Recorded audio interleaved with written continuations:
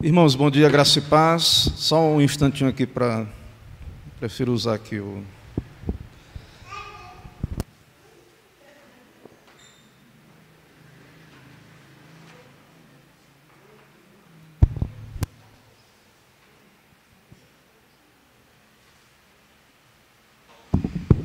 Graça e paz, irmãos. Bom dia. Meus irmãos, já dividimos em classes então. Vamos iniciar nossa classe aqui. Irmãos, eu encerrei o estudo da Confissão de Fé, né? Foi uma jornada longa, eu creio muito proveitosa. Então, eu tenho como concluído aqueles estudos, né, na Confissão de Fé.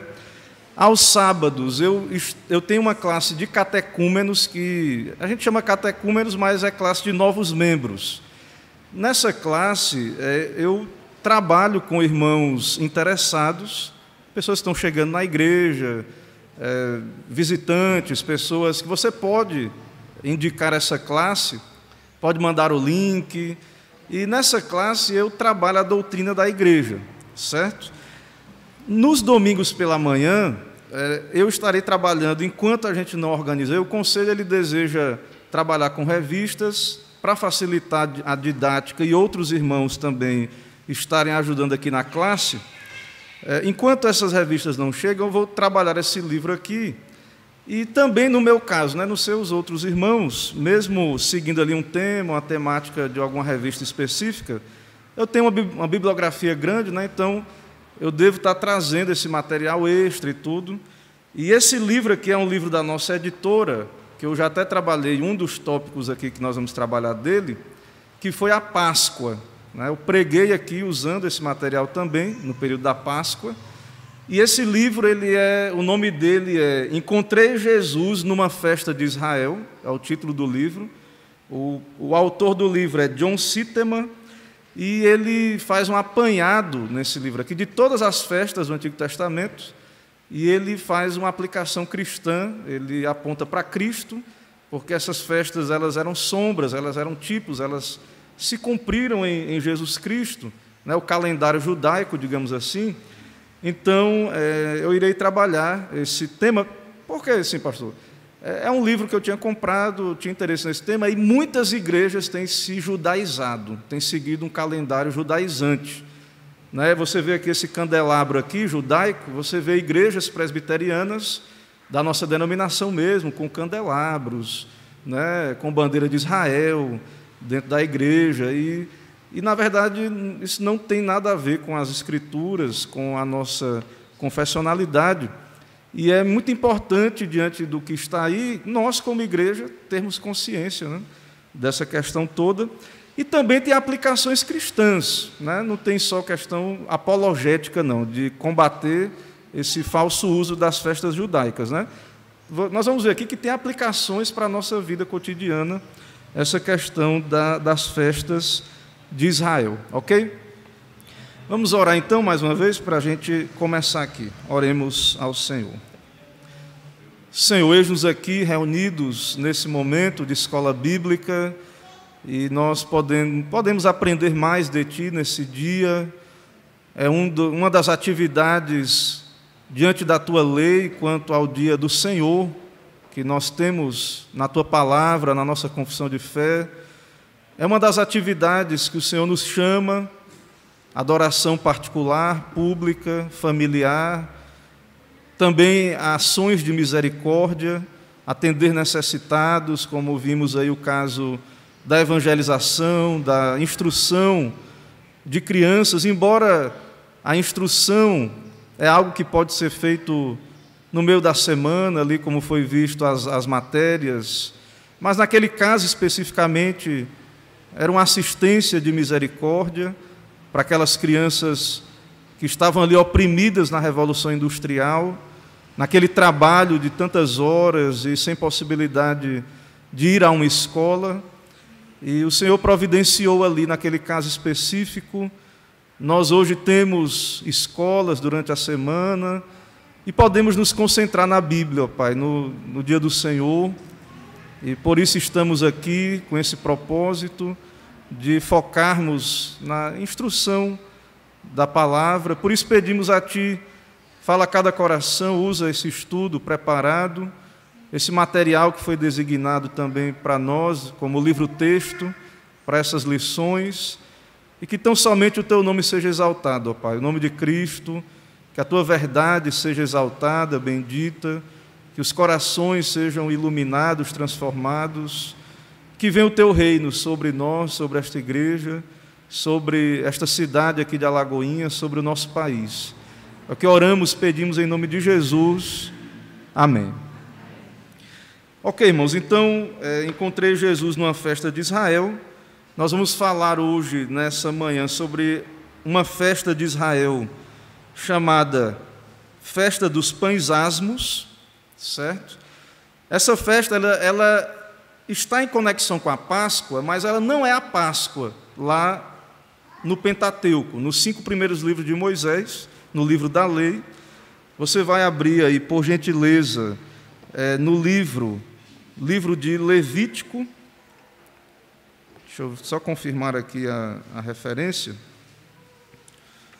Livro de Levítico, capítulo 23, do verso 6 a 8. Mas eu vou ler do 4, que fala da Páscoa também. Levítico, capítulo 23, versos... os pães asmos estão no verso 6 a 8, mas eu vou ler a partir do verso 4, ok? Então diz assim a palavra do Senhor nosso Deus: são estas as festas fixas do Senhor, as santas convocações, que proclamareis no seu tempo determinado. No primeiro mês, ao 14 do mês, no crepúsculo da tarde, é a Páscoa do Senhor. Então aí, a instituição da Páscoa. Agora, a festa dos pães asmos, 6 em diante.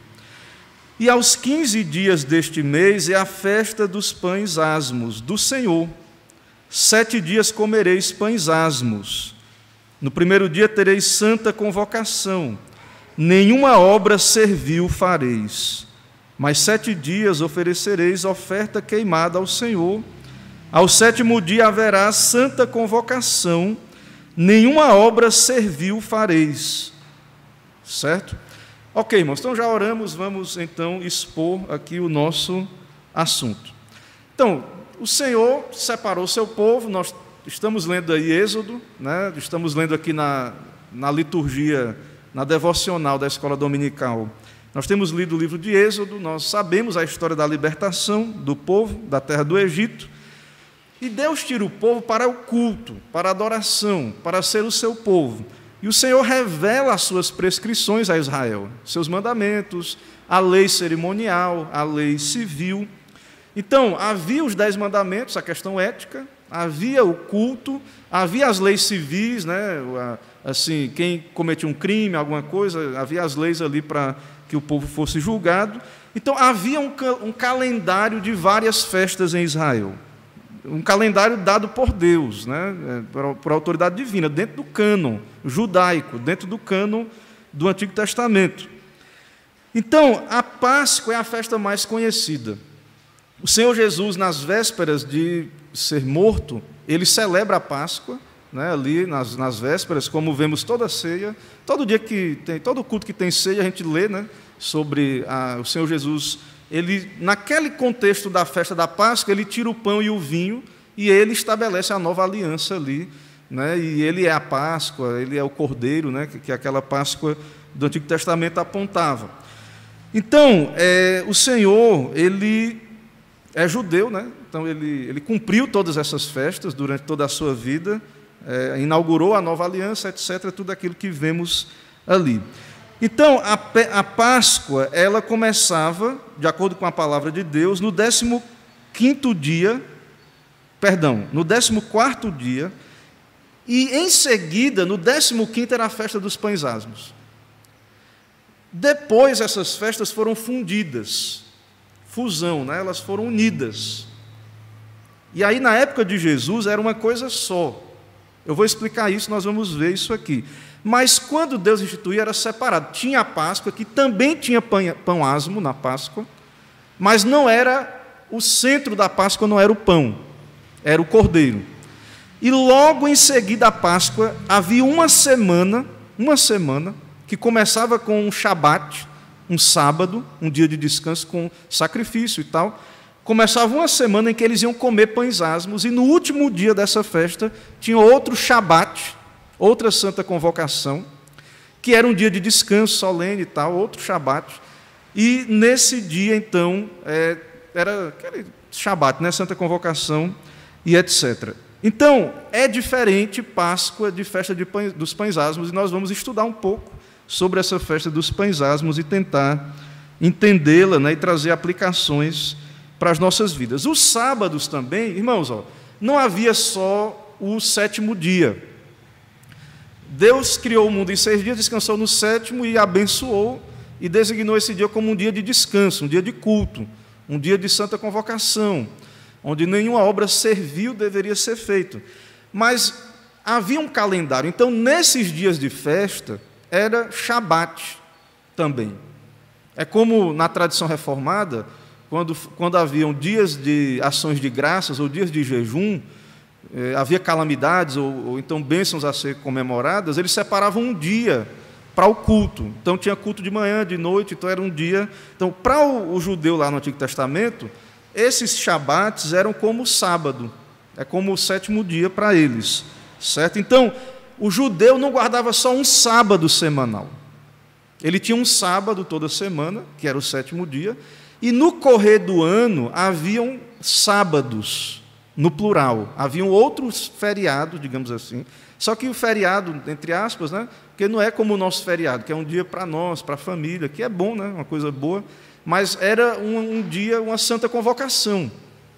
Então, esse dia era uma festa, a pessoa tinha que comparecer, dependendo das prescrições lá, e ela se preparava para aquele dia, e era um dia dedicado ao culto, né, um dia dedicado àqueles ritos ali que o Senhor havia determinado. Então, eu não vou falar sobre os sábados no plural, mas esse livro aqui tem um capítulo só sobre os sábados judaicos, certo? Ele tem, se o irmão tiver interesse de adquirir, comprar, então o irmão vai conhecer um pouco mais. Mas vamos entrar então na nossa festa propriamente aqui, certo? Que é a festa dos pães asmos. Lembre que é também um shabat, né? Era um shabat. Era um sábado no sentido judaico, ou seja, nenhuma obra servil fareis, é santa convocação. Então, o judeu tinha que cumprir isso aqui. Não ter fermento em casa, comer pão asmo. Tinha pena de morte para quem não faria isso. Nós vamos ver aqui, tinha pena de morte. Na verdade, o texto diz, né? Nós lemos o texto aí, se tivesse fermento, certo? Se tivesse fermento na casa da pessoa, eu não sei se aqui, deixa eu ver aqui. Nessa referência aqui, aparentemente não. Né? Ele não fala nada aqui, mas tem um versículo, depois nós vamos ver aqui, havia uma sanção para quem não cumpria. O título desse capítulo, então, vamos tratar da festa dos pães asmos, é faxina geral, certo? Por que faxina geral? Pães asmos era um dia depois da Páscoa. O que é que o povo tinha dentro de casa? O povo comia pão, né? Naquela época, eles, aqui no Nordeste, estão tentando criar aí um trigo que cresça no Nordeste. O pessoal, pelo meio da genética, estão estudando isso aí. Mas não existe trigo, já conseguiram plantar uva, né, para a gente fazer vinho, mas trigo ainda não tem, né, no nossa terra aqui. Lá para o judeu tinha. Mas a gente compra trigo, né, nos supermercados aí, você vai, tem muito farinha de trigo. E também você compra num pacotinho, eu não sou perito aí da área, mas tem uns tipos de fermento, né? Irmão Francisco? Essa colocação está no versículo 29 ao 31. Sim.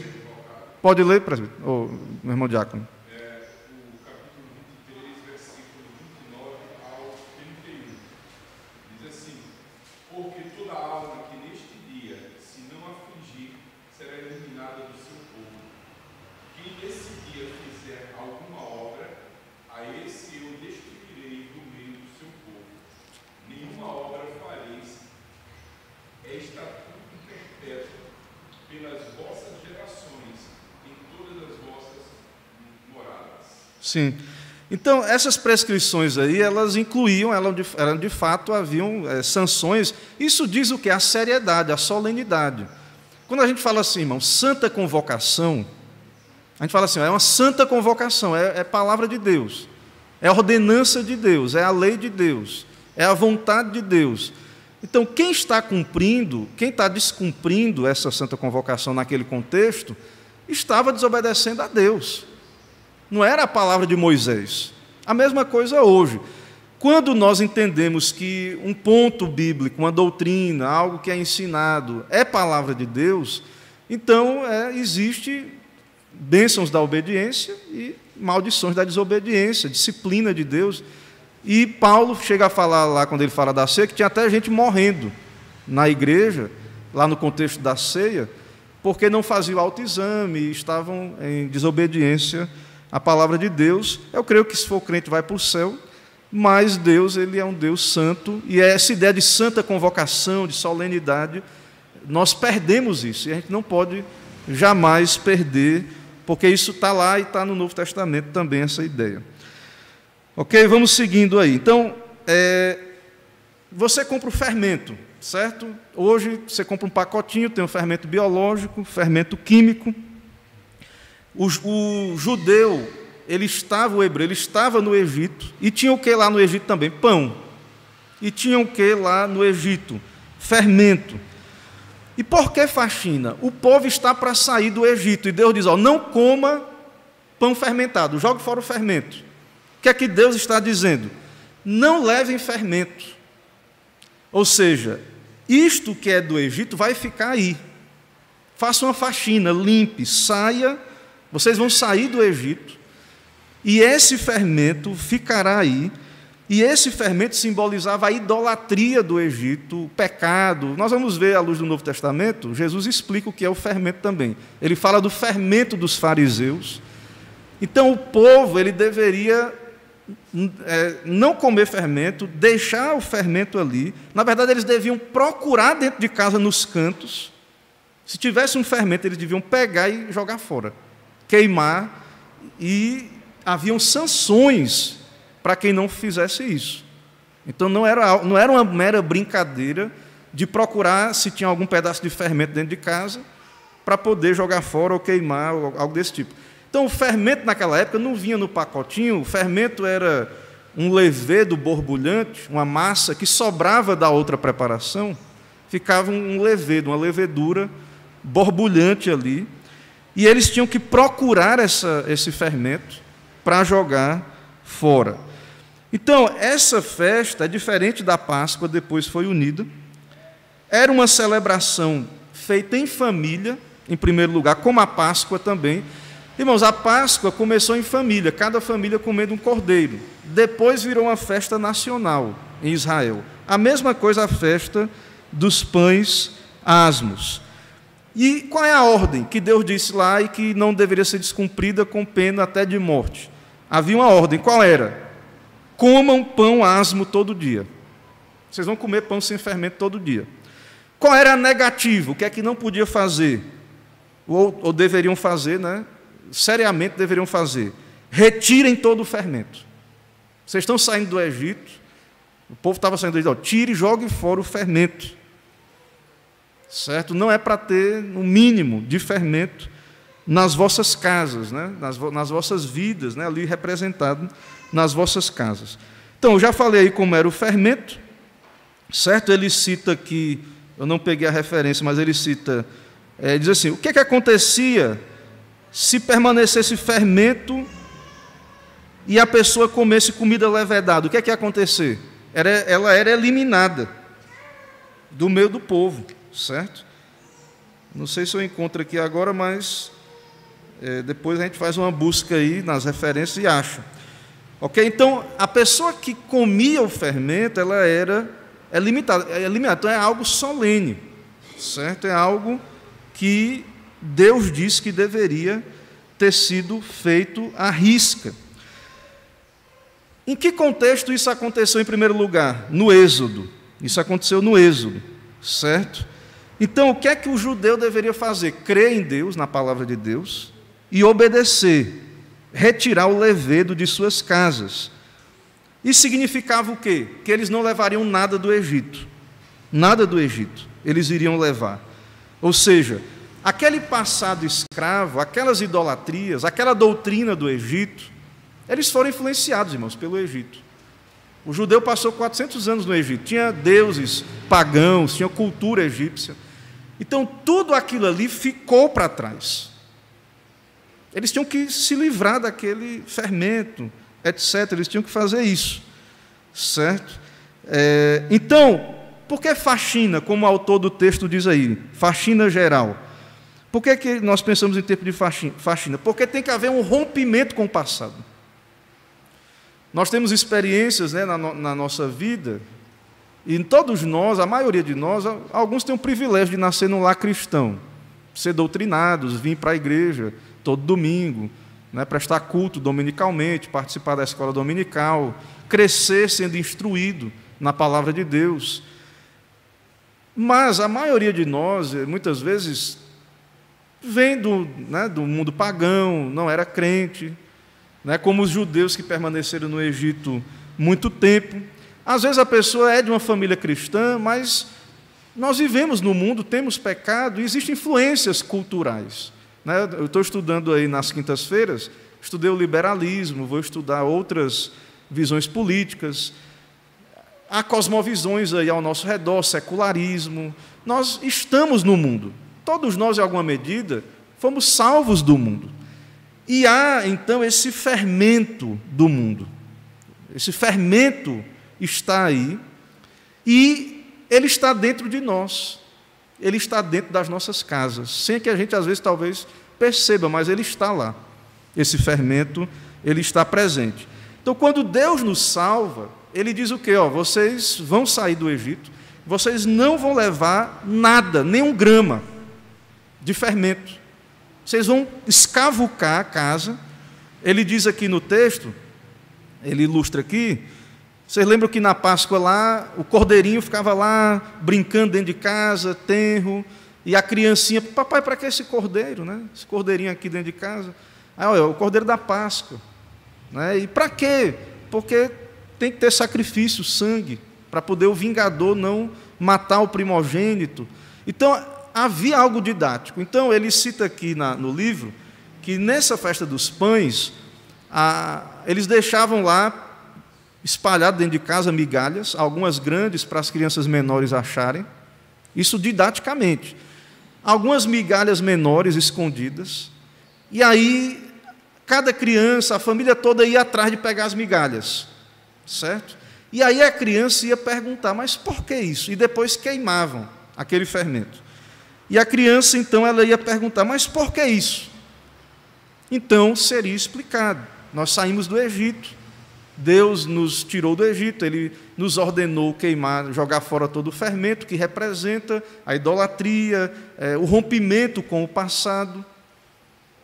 Então, tudo isso, irmãos, a nossa vida é muito importante. Deus, Ele nos chama a uma nova vida, a sermos novas criaturas. Nós nascemos de novo para uma nova vida. Claro que nós temos conexões com a vida anterior. Claro que nós temos um histórico, nós temos uma família, nós temos mas tudo que é fermento, como vamos ver, tem que ser jogado fora. Então, é muito marcante que essa festa foi celebrada no contexto da saída do Egito e no contexto da entrada na Terra Prometida, depois de 40 anos rodando no deserto. Então, o povo tinha lembranças ruins do Egito. Eles vão para o deserto. Acontece toda aquela tragédia, pecado, né? No deserto também. Só fica Josué e Calebe, daquela geração que sai do Egito. E quando eles entram na terra de Canaã, eles celebram de novo a Páscoa e a festa dos pães asmos. E é a última vez que essa festa é celebrada separadamente no Antigo Testamento. Então, eles deveriam romper com aquele passado, aquelas lembranças ruins, aqueles 40 anos ali também no deserto. É isso que o autor do livro usa como ilustração. E, então, essa ideia de remover o fermento, embora não foi comemorado de novo mais a festa dos pães asmos, Mas essa ideia de remover o fermento, ela continua na história do povo de Deus e ela chega até o Novo Testamento, porque isso é uma sombra, um tipo de Cristo. Quem é que tira o nosso fermento? Cristo. Cristo pegou o nosso fermento, as nossas idolatrias, e na cruz do Calvário ele pagou, ele aniquilou, ele resolveu o problema por nós, ele nos purificou, né, completamente ali na cruz do Calvário. Então, essa ideia de tirar o fermento, de purificar, de romper com o passado, de ser nova criatura, essa ideia aponta para Jesus Cristo, aponta para o Novo Testamento. Essa ideia é um tipo ou sombra do Messias.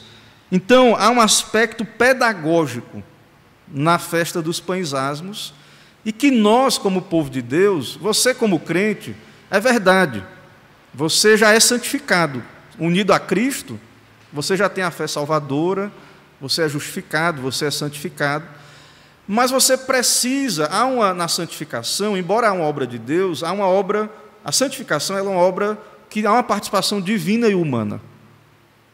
Então nós já fomos santificados, mas nós somos orientados a nos santificar, ou seja, nós temos que continuar rompendo com a velha vida constantemente, rompendo com o velho fermento constantemente, fazendo autoexame, vendo dentro da minha casa, a casa aí representa o nosso ser, porque o mal, ele não tá, o fermento não está só fora, estava dentro das casas. O fermento, ele está dentro do nosso coração. E aí, cada um de nós precisamos estar examinando esse fermento, meticulosamente, e tirando de dentro das nossas casas. Isso também se estende à família, dentro da nossa família. Então, às vezes você cria o filho, traz para a igreja, né, ensina ele a palavra de Deus, mas tem algum fermentinho ali. Às vezes é na escola que você manda o seu filho lá para a escola. E aí lá na escola, pode lá na escola ter um ensino antibíblico, fermentando o seu filho, o secularismo no seu filho lá. Ou às vezes, como apareceu aí na internet essa semana, né, um vídeo de uma feminista aí, marxista, dizendo que tinha que vir para as igrejas. Aí para quê? Ninguém vai nos ouvir, não. A gente vai ensinar as crianças. Né? Até o pessoal fez um meme aí de um bebezinho assim com o olho arregalado, dizendo, né, vendo se a professora é uma marxista infiltrada, né, na escola dominical. Então, o fermento, irmãos, pode estar dentro das nossas igrejas, se não já está, né? Dentro de nós, pode estar em todo canto esse fermento. E nós precisamos, como povo de Deus, constantemente retornar a essa ideia, porque esse é o processo de santificação. Ele vai dizer mais para o fim aqui ainda. Então, no rito, ali a criança ela ia aprendendo isso, né? Havia um jogo de recolher migalhas, certo? Um joguinho de recolher migalhas de fermento dentro da casa, para ficar nenhuma, né? Para ficar nada, ou seja, algo radical, algo sério, algo solene. Falando dessa coisa da escola, né? E falando desse fermento, nós somos muito...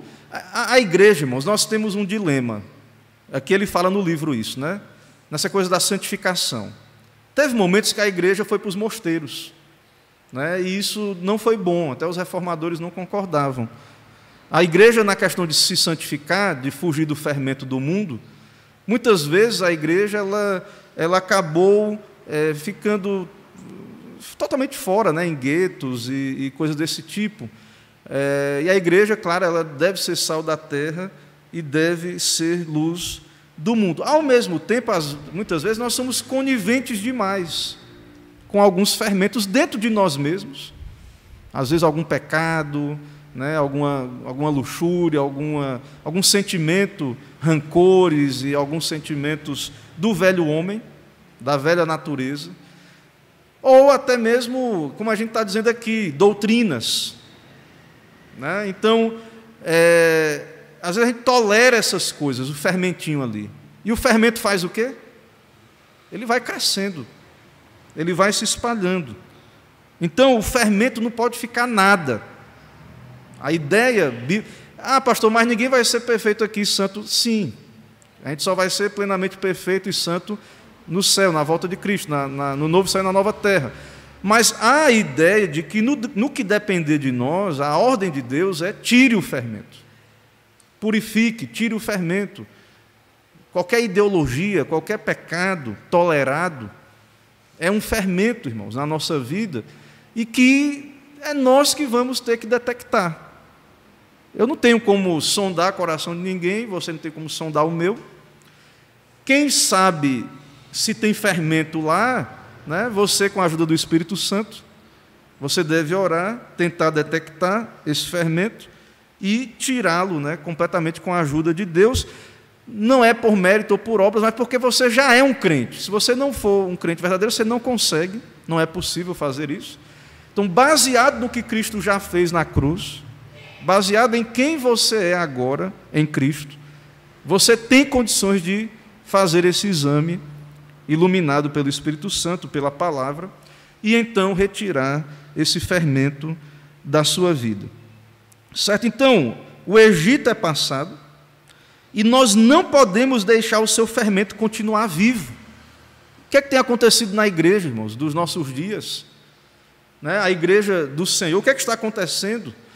Porque o que é que nós observamos? As pessoas vêm para a igreja, né, aceitam a Cristo, se unem à igreja, mas a diferença da igreja para o mundo, as ideologias, né, o pensamento, os pecados são os mesmos. Né? Essa semana eu estava vendo um texto do reverendo Augusto Nicodemos, né, e falando sobre isso, né, santificação, pecado, ele dizendo, até compartilhei nas páginas do nosso Facebook aí, ele dizendo que o cristão pecar, a gente entende, é possível, né? A gente sabe o caso de Davi, o pecado, ele acontece.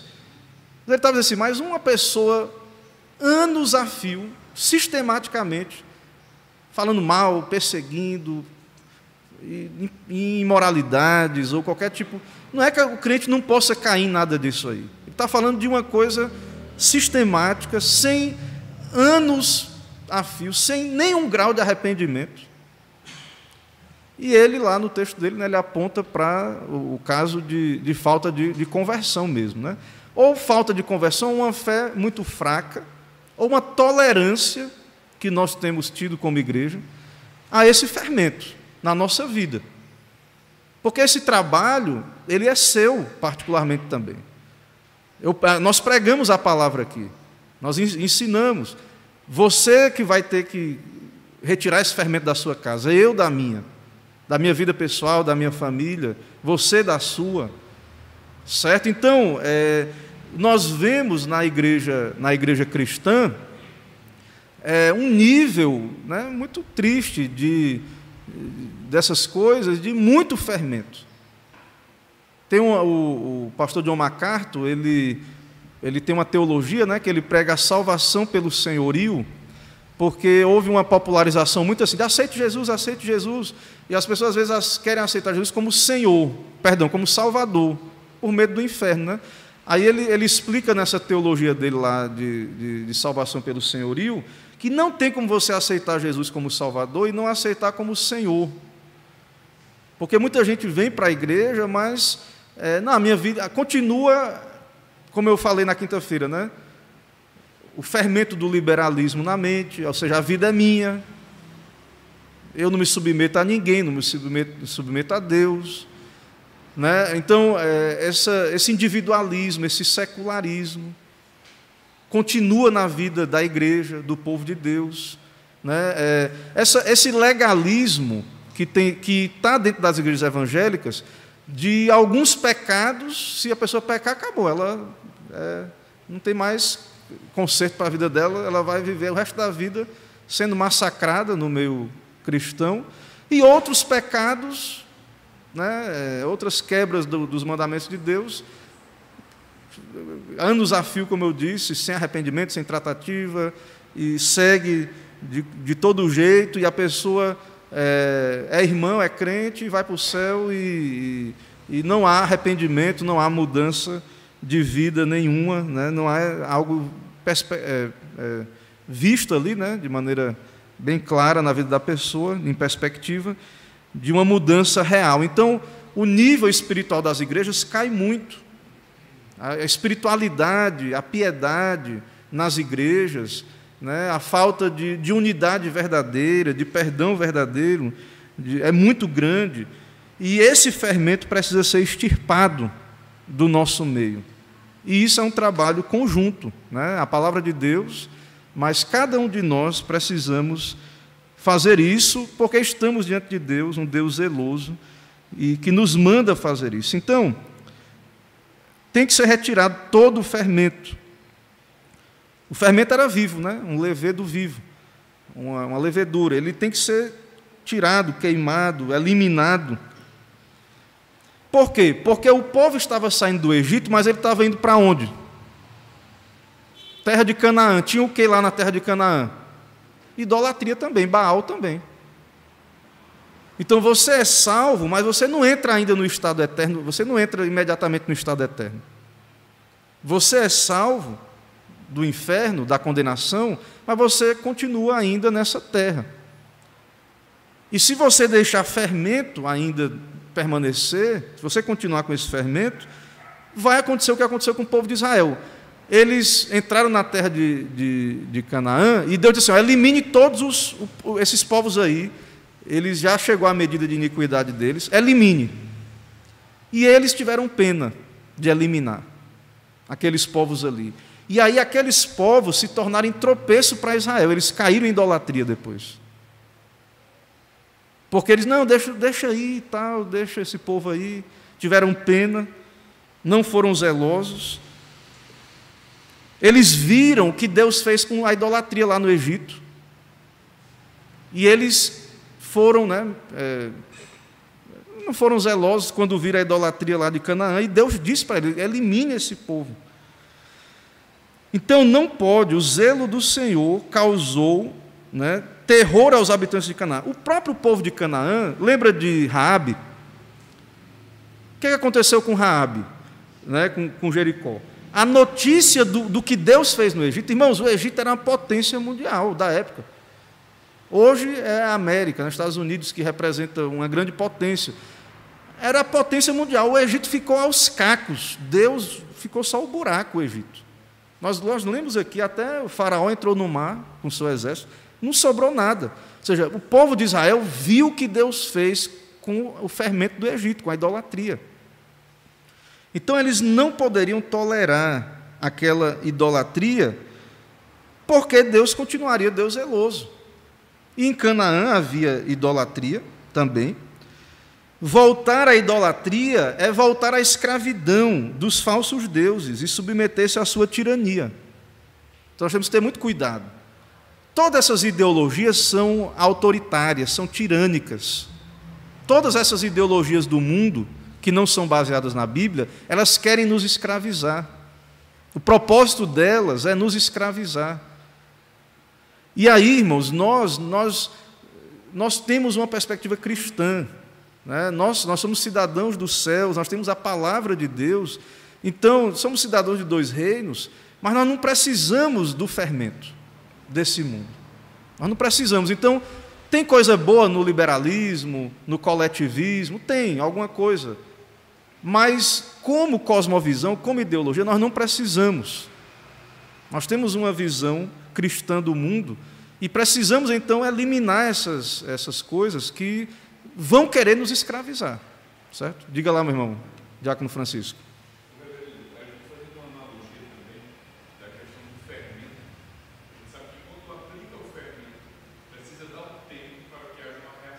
Sim. E o povo precisava ser liberto, precisava sair de imediato. Então, trazendo para hoje, os nossos dias, muitas vezes, é justamente aquela questão de socialização, do politicamente correto, e a gente começa a aceitar e não sai realmente, porque o processo de santificação significa o processo de você abrir mão do mundo, você sair, você se apartar daquela situação. E hoje, no contexto social, tem aquela situação de mais, fica um pouco mais, mas dá um tempo. Sim. Isso é normal. E quando a gente vai analisar também isso aí, junto com Mateus 6, quando quando o Senhor ensina aos discípulos como orar, né, ele tem que se submeter a um reino, né, para que esse reino venha até você. Né? Então, assim, mesmo sabendo que há a autonomia do Senhor, né, o reino é dele, o reino está aqui, né, mas se nós não tivermos cuidado com o politicamente correto, com o socialmente correto, a gente adentra nessa cultura pecaminosa e ela toma corpo dentro de nós e a gente não consegue se libertar. E a ordenança naquele momento era saia. Sim, sim. Esse é o dilema, né? Para a igreja hoje, porque, voltando a esse ponto, até ele fala aqui no livro, usando algumas ilustrações, esse é o dilema. A igreja, muitas vezes, ela foi para os mosteiros, foi para o deserto, né, ao mesmo tempo, enquanto ela tem uma missão diante do mundo, mas, ao mesmo tempo, às vezes, assim, é essa corda bamba. Às vezes a igreja vai e se deixa o fermento entrar, e se iguala, e se influencia. Então, ser cristão é difícil. Ser cristão vai exigir muito de nós, um equilíbrio muito grande, uma atenção muito grande. Não é uma coisa que você pode fazer relaxadamente. Não dá, você vai exigir de você toda uma concentração. Ele diz aqui no material, por exemplo, a gente vê os fariseus, né, que era um grupo considerado piedoso ali na época que Jesus veio, antes eram pessoas que buscavam a santidade. Por que os fariseus ficavam estarrecidos quando Jesus comeu com cobradores de impostos e pecadores? Por que Jesus os fariseus ficavam assim? Né? Porque eles lembram toda a história, Deus mandou sair do Egito, Deus mandou se separar, né? Aquelas pessoas não tinham boa reputação, os essênios eram uma seita que foram para o deserto, escrever manuscritos e tal, e ficavam no deserto ali. É claro que Jesus ele estava ali entre aqueles pecadores com a missão de salvá-los, resgatá-los, né? Então, o propósito de Cristo em estar ali com aqueles pecadores era este, né? Então, veja que a igreja ela tem sofrido muito com esse dilema, né? Por exemplo, as cruzadas, que teve guerras de cristão contra muçulmano. Hoje é dificílimo evangelizar um muçulmano por conta do que aconteceu ali, de não saber a maneira que essa separação, aplicaram isso à guerra literal, né? Então, tudo mais. Hoje ele diz o seguinte, assim, até mesmo as igrejas modernas, tão distantes da tradição monástica, muitas vezes se isolam da cultura ao redor, a fim de evitar más influências e proteger os fiéis. Então, a gente tem um dilema, a gente às vezes quer se proteger do mundo, e aí sai do mundo, para de influenciar positivamente, ou às vezes a igreja vai e aí deixa o fermento entrar e a coisa não dá certo. Então, o difícil é esse equilíbrio. Algumas igrejas vão para o legalismo, outras ficam mundanas, vão para o mundanismo, se mistura, ninguém vê diferença mais. Outras se tornam aí farisaicas, cheias de tradição humana, de legalismo e etc. Então, a igreja hoje passa por esse problema, né? E tudo. Agora, o distanciamento também não é só gueto, porque o fermento está dentro. Hoje a gente tem televisão, tem smartphone na mão. O fermento ele não entra só porque você está numa igreja herética ou porque você está lá numa faculdade. Não, o fermento ele está aí ao nosso redor. O fermento está nas nossas mãos, nos nossos bolsos, nos celulares, né? Ele está aí, o fermento. E aí ele conta que essa lógica da proteção de um rapazinho que o pai quis proteger, né? E ele ficou trancado dentro de casa, e diz lá na Índia isso, e ele levou uma bala perdida dentro de casa e morreu. É a mesma coisa da pandemia, né? O pessoal ficou dentro de casa para se proteger, e teve gente que ficou dentro de casa e morreu dentro de casa mesmo. Então esse é o dilema da igreja. A gente se isola, mas não quer dizer que está protegido, porque o fermento está dentro. O fermento vem de dentro, então a guerra primeiro é interna. Tem que ser resolvido o problema primeiro internamente, ser lavado. A casa tem que ser limpa dentro. O fermento tem que ser tirado primeiro de dentro, e aí a coisa vai funcionar. Então, nem sempre a igreja, a ordem é sair, né, separar, há uma separação necessária, sim, mas não quer dizer só porque que às vezes a igreja, né, tem crente que passa na rua e nem fala com outro irmão que é de outra igreja, né, ou até com outras pessoas que não são crentes. Às vezes a ideia de separação, às vezes, que a igreja evangélica acaba buscando para si, né, é uma separação total do mundo, mas não há segurança, irmãos. O mundo pode estar dentro aí da igreja, né, e a gente acaba perdendo também a oportunidade de cumprir a missão que Deus tem para nós. Então, o fermento não é apenas coisas externas, mas o poder do mal interior. Jesus, falando dos fariseus, ele diz: ai de vós, escribas e fariseus hipócritas, porque limpais o exterior do copo e do prato, mas estes por dentro estão cheios de rapina e intemperança.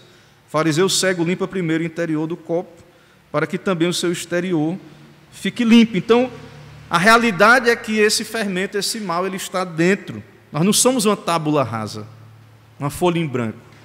O pecado já nasce, a corrupção, o pecado, a influência está ali na família, na sociedade, certo? E tudo mais.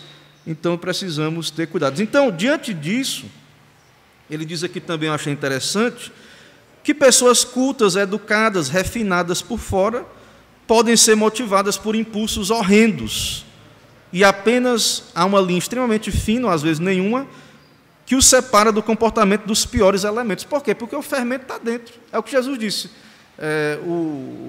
O mal, né, eles lavavam o exterior, perdão aqui, o mal vem de dentro do coração dos homens. Ele diz mais: os indivíduos mais excelentes, líderes, pastores, mestres e pais, são contaminados por concupiscências que revestem seus pensamentos, ganância que consome seus desejos e ira que ameaça seus relacionamentos. Então é por isso que também só ir para o deserto, né? Jerônimo, ele foi para o deserto, o pai da igreja, diz a lenda aí, né, que ele ficava lembrando das dançarinas do Egito lá, né? Então não adianta só a igreja se isolar se não quiser tirar o fermento de dentro, se não quiser de fato aplicar, né, esse princípio aí da santificação. Irmãos, até aqui tranquilo. Eu vou falar agora do Novo Testamento, de Jesus, aqui da aplicação de Cristo, né? Então, vamos ver aí. Jesus limpa a casa, né? O Senhor Jesus Cristo limpa a casa. Diga, meu irmão. O senhor quer dizer, na palavra que está dizendo, que o fermento, quando se viu, estava sendo derrotado, ele se adiantou, mandando os aparelhos com mais facilidade para essa pessoa entrar mais no pecado? Hoje, quando eu falei dos equipamentos, né, televisão, essas coisas, elas não é que elas em si sejam ruins, mas elas são meios de comunicação e que hoje é porta para vários fermentos, né, para a nossa vida. Então, podemos usar para o bem, sim. A igreja hoje está usando, nós transmitimos nossa escola dominical, pregações, né, a pessoa que quer estudar, fazer coisa boa com o celular, ela faz. Ela aprende, ela faz curso, ela cresce na vida, mas, ao mesmo tempo, os nossos filhos, as crianças, né, estão sendo expostas a esse fermento, às ideologias, às idolatrias do mundo, né, e isso é um trabalho que os pais, de fato, devem estar muito atentos, né, aos seus filhos, uma seriedade muito grande, porque esse fermentinho vai sendo colocado lá, vai ficando lá, o fermento. Desde pequeno vai sendo semeado. Por que é tão difícil pregar o evangelho hoje? O evangelho bíblico puro? Porque ele vai totalmente contra. Porque não é. Tem a questão, irmãos, de aprender a ler e escrever, sim, os reformadores enfatizaram isso. Primeiro, claro, é muito bom, né? A pessoa saber ler e escrever. E também, é muito forte também, a cosmovisão, a influência dos pressupostos, né, dos assuntos que são ensinados ali para os jovens. Por exemplo, hoje o pessoal quer ensinar essa questão, ideologia de gênero, né, para as crianças. Então, o seu filho vai ser exposto, se você mandar para uma escola aí, possivelmente, a esse fermento. Juntando com a televisão, com os desenhos que estão promovendo os relacionamentos aí homossexuais e tudo que está aí. Assim, esse fermento, ele... Cada vez mais a geração que está vindo aí vai se amoldando, se acostumando com essas coisas. certo? Então, esses equipamentos, nós devemos ter atenção com eles e usá-los para a glória de Deus, né? Usá-los de maneira adequada, correta, e ter cuidado, né? E usarmos com muito cuidado, porque o fermento está aí, mas não é o instrumento em si, né? Hoje há igrejas que a sua mensagem é só fermento, né? Há igrejas que não são bíblicas e que estão fermentando erros, né? Enganos, heresias, e nós devemos então nos acautelar. Vamos ver que Jesus ele trata esse ensino falso como fermento. Quer ver? Jesus fez um milagre da multiplicação dos pães, né? Vocês sabem de algumas vezes ali, 5 pães, 2 peixinhos, depois outra quantidade. Deixa eu ver aqui a referência, Mateus 16, de 5 a 12, os discípulos perguntam sobre a questão do pão, certo? Quando Jesus fala do fermento, eles lembram da multiplicação dos pães. Mateus 16, 5 a 12. O texto diz assim: ora, tendo os discípulos passado para o outro lado, esqueceram-se de levar pão. E Jesus lhes disse: vede, acautelai-vos do fermento dos fariseus e dos saduceus. Ele fala do fermento, acautelai-vos do fermento. Aí ele diz: eles, porém, discorriam entre si, dizendo: é porque não trouxemos pão. Percebendo, Jesus disse: por que discorreis entre vós, homens de pequena fé, sobre não terdes pão? Não compreendeis ainda, nem vos lembrais dos 5 pães para 5.000 homens? De quantos cestos tomaste? Ele estava com Jesus, preocupado com pão, né? Ele podia transformar de pedra pão, se ele quisesse. Nem dos 7 pães para os 4.000, e de quantos cestos tomastes? Como não compreendeis que não vos falei a respeito de pães? Aí ele agora vai dizer, e sim, acautelai-vos do fermento dos fariseus. Então, agora a explicação do evangelista. Então entenderam que não lhes dissera que se acautelassem do fermento de pães, mas da doutrina dos fariseus e escribas, dos saduceus e fariseus. A doutrina, que hoje a gente que é doutrinário, que é zeloso da doutrina, muitas vezes é perseguido, é tido como radical, como fanático. A doutrina, o fermento, essa doutrina é como um fermento. Como já lemos aí, né, que o fariseu limpava fora. Então, se você vê fora, como é que o falso mestre muitas vezes vem, né? Fora, uma figura carismática, né, e tal. Como é que você sabe que ali tem um fermento, né? Que aquela pessoa é movida de ganância, de pecados, de iniquidades? A própria doutrina, né, Jesus está falando não só do interno, embora ele denunciou os fariseus e escribas, mas o próprio ensino deles era um ensino legalista, eram tradições de homens. Então, o fermento, por que não adianta só a igreja? A gente vamos comprar uma propriedade aqui, cada irmão dá um valor, vamos fazer um projeto aqui para a igreja de Alagoinhas. Cada irmão junta um dinheiro aí, a gente compra um terreno aí e parcela, a gente constrói uma casa, um condomínio. Vamos se isolar aqui da cidade, dos pecadores aqui de Alagoinhas, e a gente vai fazer uma comunidade só de gente santa, crente, sem pecado, perfeita, né? E por que isso não adianta? Por que não é só isso? Não é tão simples assim? Porque não é só externo. O problema é interno. O fermento não é só coisas externas. O mal, ele opera de dentro para fora. A regeneração tem que ser de Deus, mas depois de dentro para fora também. De fora porque vem de Deus, do Espírito Santo, com a palavra. Mas primeiro tem que mudar o coração, primeiro tem que ser limpo dentro, nascer de novo, ser lavado, regenerado. E aí, fora, né, vai também haver uma dinâmica de limpeza, de purificação. Então é por isso que você vê pessoas justas, boas, pagadoras de impostos, honestas na sociedade, mas dentro, elas não sendo regeneradas, não sendo crentes, não sendo salvas pela graça de Deus, o que vai mover essas pessoas não é o Espírito Santo, não é a palavra de Deus, e vai ter fermento ali dentro. Elas não tiraram ainda, elas têm que se converter primeiro, para que Jesus faça a obra no coração delas, no fermento delas, elas possam agora ter olhos abertos para ir lá e ver e tirar esse fermento na santificação progressiva. Certo? Então, nós não devemos, irmãos, claro, isso é bíblico, né? É reformado, nos contentar nunca, jamais, apenas com o quadro externo.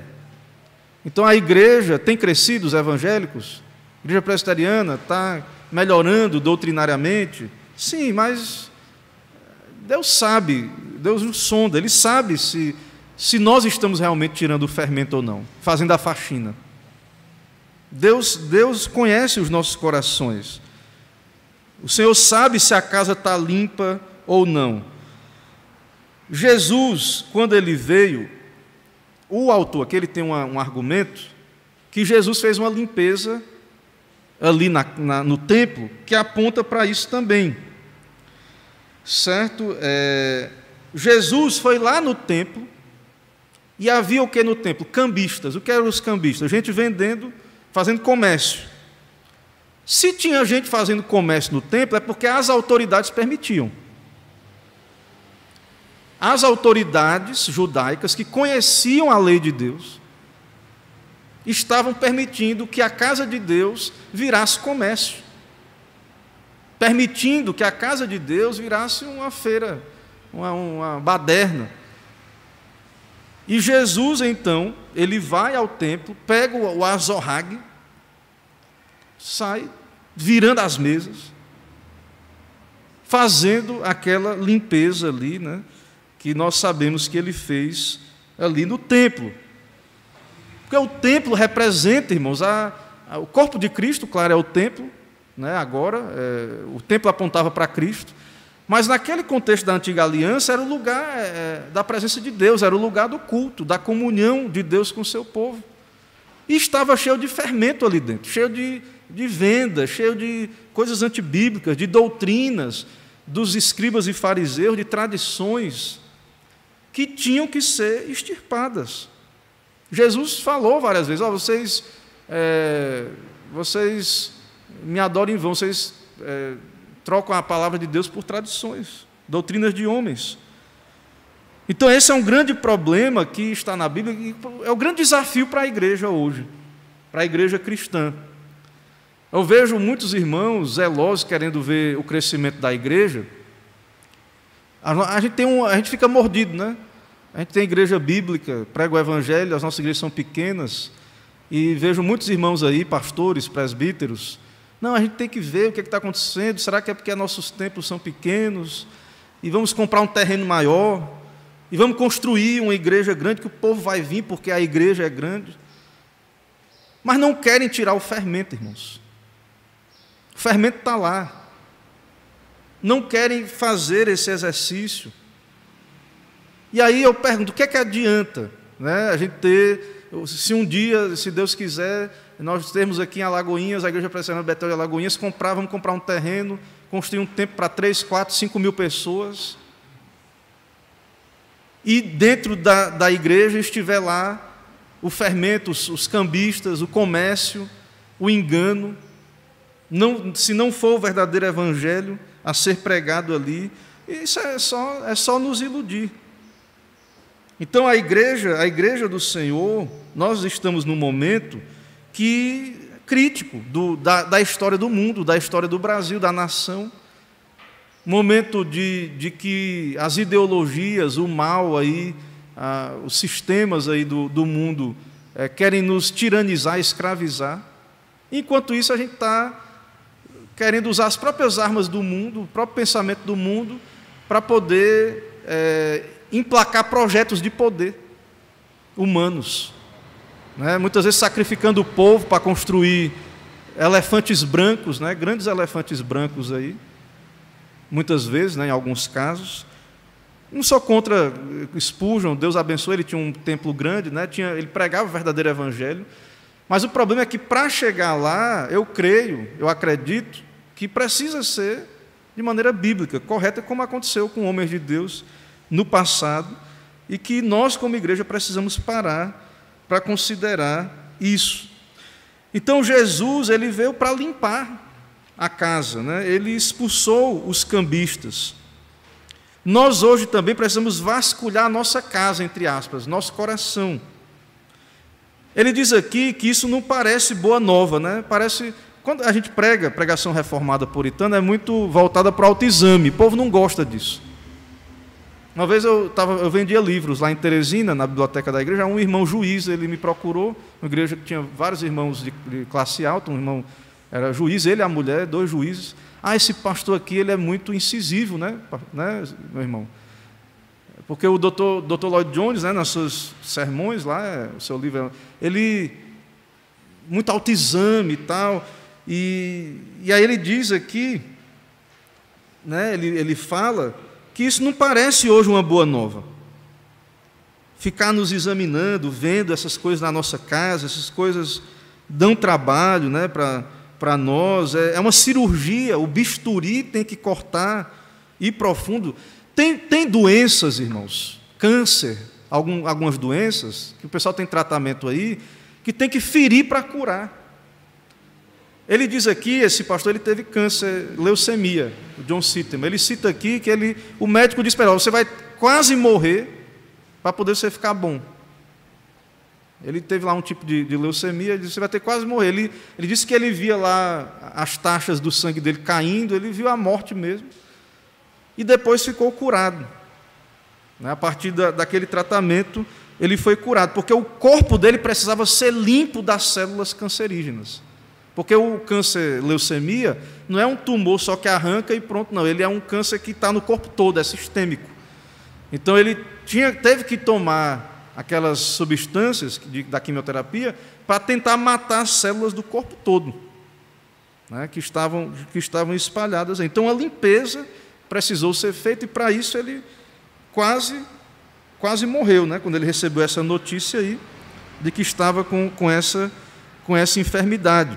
O tratamento para o fermento, ou seja, do câncer ou do pecado, é radical.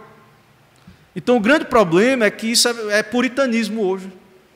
O grande problema é que, assim, se a gente vai falar dessas coisas que envolvem a lei de Deus na vida particular, familiar, no culto, mas, meu irmão, é pecado? Está quebrando a lei de Deus? Então, é radical.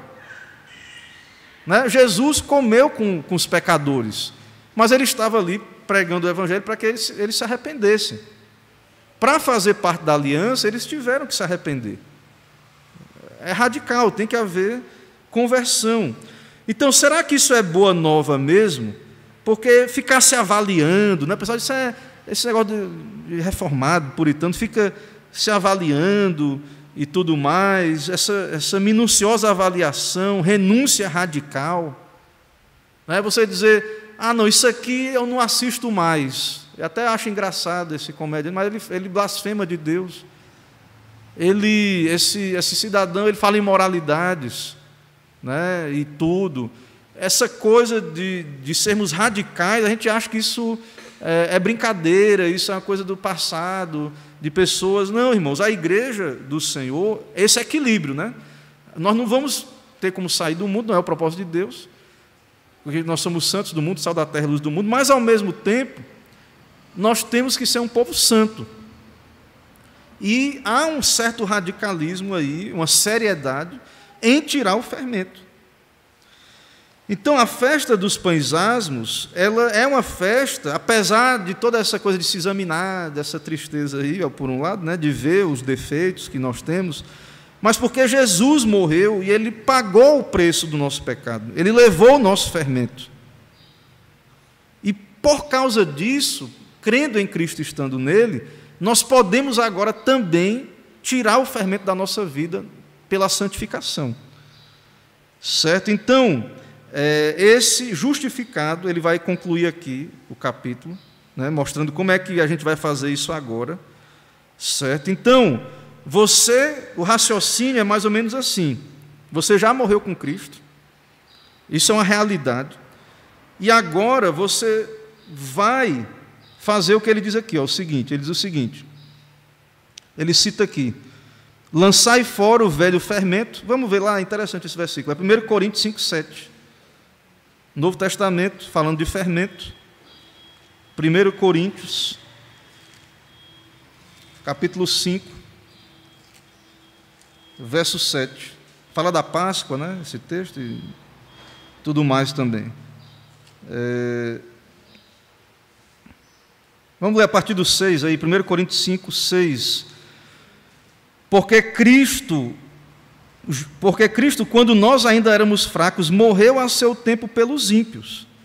Dificilmente alguém morreria por um justo, pois poderá ser que pelo bom alguém se anime a morrer. Mas Deus... É isso mesmo? Deixa eu ver. Eu estou lendo Romanos, perdão. 1 Coríntios... Estava lendo errado.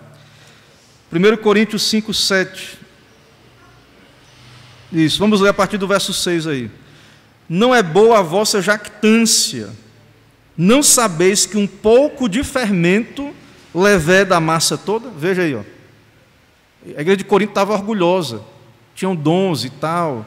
Estava cheio de pecado lá na igreja, problemas.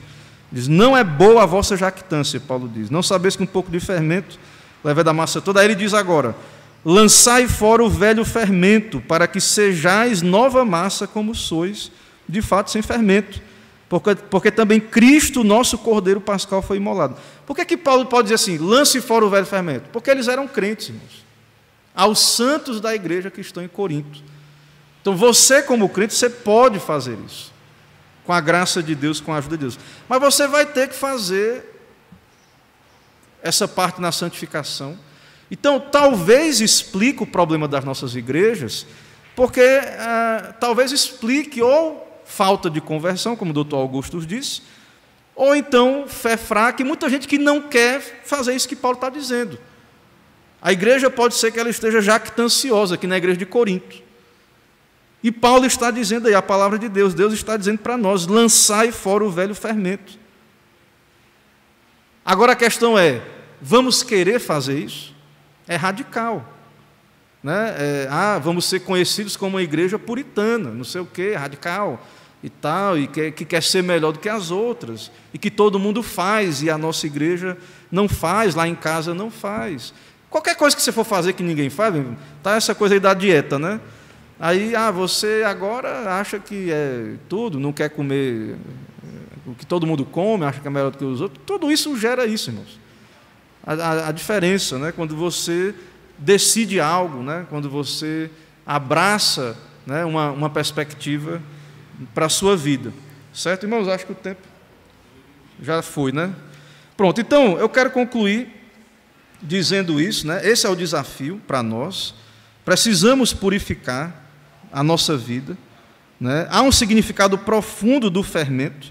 Jesus limpou o templo e a igreja hoje precisa limpar o templo, certo? Precisa fazer isso. Como é que você pode fazer isso? Começa com autoexame. Então, irmãos, esse aborrecimento do autoexame é uma barreira hoje. Essa seriedade, né, do autoexame, essa dificuldade, esse não querer. Então, a pergunta é, queremos ou não queremos? Né? Talvez você vai ter que fazer como Josué. Eu e minha casa serviremos ao Senhor. Vocês escolham agora aí. Josué disse para o povo. Vocês escolham o que vocês querem aí. Mas eu e minha casa serviremos ao Senhor. Então, a grande pergunta que nós temos que fazer, primeiro, cada um de nós. Depois, família. E depois, a nossa igreja. Né? Temos oportunidade, Deus está nos dando oportunidade. E aí vamos ter que escolher o que é que nós vamos querer para a nossa vida. Né?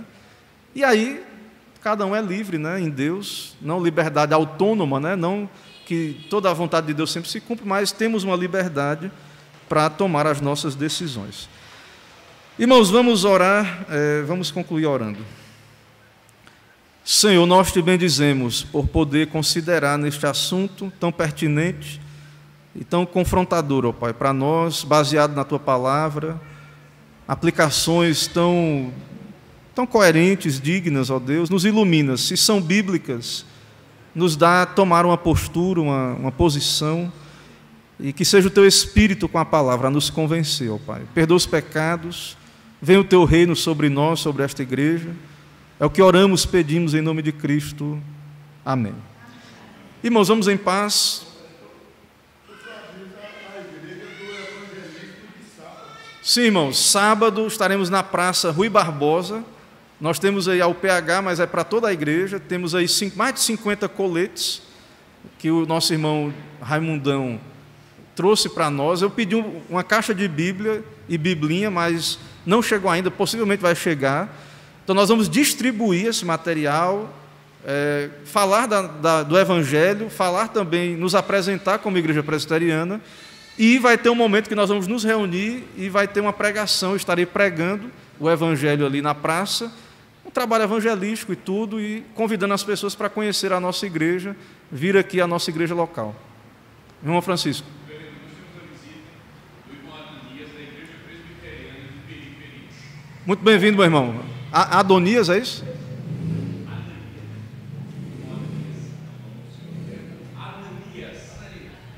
Adanias, é isso? Ananias, certo? O mesmo que recebeu o apóstolo Paulo ali, né? Meu irmão, seja bem-vindo, certo? Entre nós. Começou mais cedo um pouco à noite, nós estamos aqui novamente às 18 horas, não é isso? 18 horas, isso. O irmão é nosso convidado, né? E também querendo ficar, eu não vou poder ficar, irmãos. A minha programação essa semana foi muito apertada. Eu vou pedir licença para os irmãos, mas vai haver um junta-panela aqui no nosso salão anexo. Eu creio que quem desejar ficar é possível, certo? Me alegro muito com a celebração ontem do casamento. Hoje à noite teremos sacramento no culto da Santa Ceia e do batismo também do nosso irmão Joaquim, que será recebido. Ok? Então, um bom dia, Deus abençoe, até logo mais à noite.